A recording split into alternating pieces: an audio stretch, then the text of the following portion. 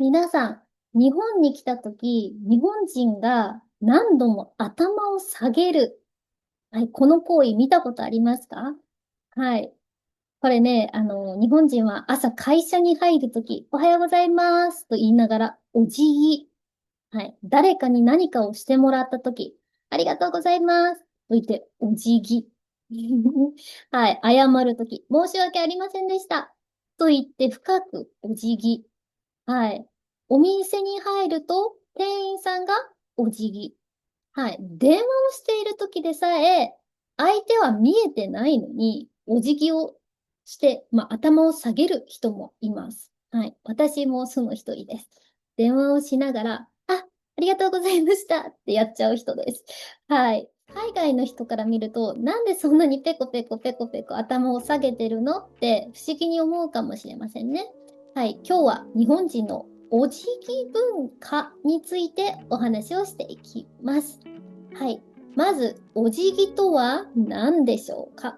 はい。簡単に言えばね、相手に敬意を表す動作なんですね。はい。はい。でも、お辞儀にはもっと深い意味があります。考えてみてください。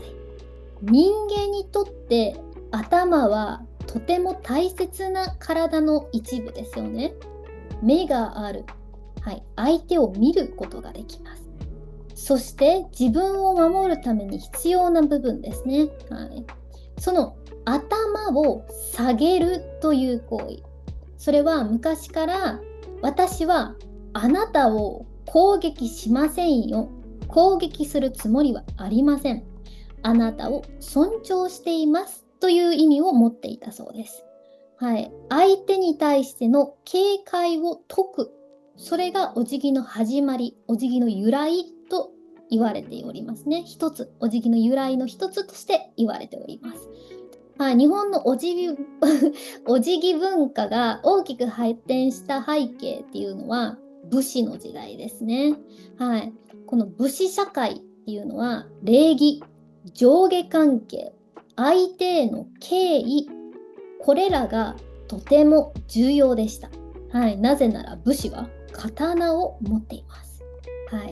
小さな失礼さが大きな争いにつながる時代だったんですね。はい。だから相手への敬意を形で示すことが必要だったんです。はい。私は敵じゃないですよ。私はあなたを尊重しています。はい。それを体で表す一つがお辞儀だったんですね。はい、深いですね。はい。面白いのは、日本のお辞儀にはね、実は種類があるんです。はい、ただ頭を下げればいいわけではありません。状況によって、そのお辞儀の角度が変わるんですね。はい、軽いお辞儀。これは会釈と言います。角度は約15度と言われております。はい、でも考えたことないですよね。はい、会社でね、すれ違うとき、軽い挨拶をするとき、日常的に使われます。次は、敬礼、約30度。このぐらいかなのお辞儀です。お客様を迎えるとき、感謝を伝えるとき、一般的な礼儀として使われます。はい、そして一番深いものが最敬礼、約45度。深い感謝、深い謝罪、深い敬意、そういう時に使われます。ニュースのニュースで会社の責任者の方がね、謝罪する場面とかでは、深く長いお辞儀をしているのを見ることがよくあります。日本人は言葉だけじゃなくて、角度や時間でも気持ちを表していますね。はい。私もこれ、学生の時に、学校のね、高校に入る時の面接ですね。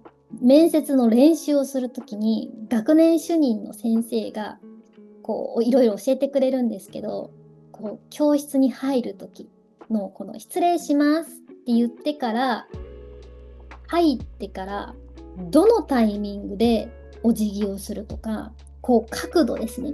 もっと下げなさいとかって後ろから頭を押さえながらこのぐらいですよっていうのをねいろいろ教えてくれたりとかはしてたんですけど、その時ぐらいですね、その謝罪をする、お辞儀をするときに、どの角度が必要かっていうのは私、15歳の時に学びました。